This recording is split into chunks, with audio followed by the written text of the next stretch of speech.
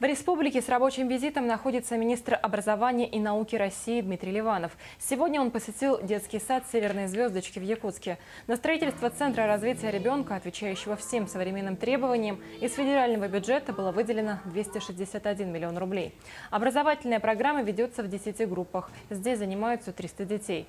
Министру показали бассейн, сенсорную и солярную комнаты, театр, кабинеты ИЗО-студии. При строительстве детского сада были использованы энергосберегающие технологии. И Дмитрий Ливанов отметил, чтобы такие технологии применялись и в дальнейшем. И науки призвал руководство региона найти механизмы в создании дополнительных мест в детских садах.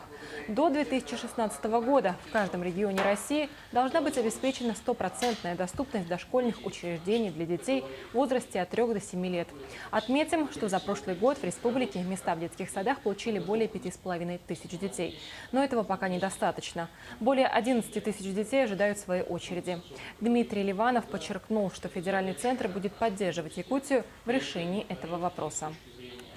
Крайне важно использовать то время, которое у нас есть в 2015 году. Мы обязательно будем республике помогать и финансами, и методиками, использовать на то, чтобы максимальное количество мест создавать. Не только за счет нового строительства, но и за счет новых форм, вариативных форм, в частности, привлечения негосударственного сектора, предпринимателей в социальной сфере к решению этой важной задачи. Тем более, что есть очень положительный опыт других российских регионов.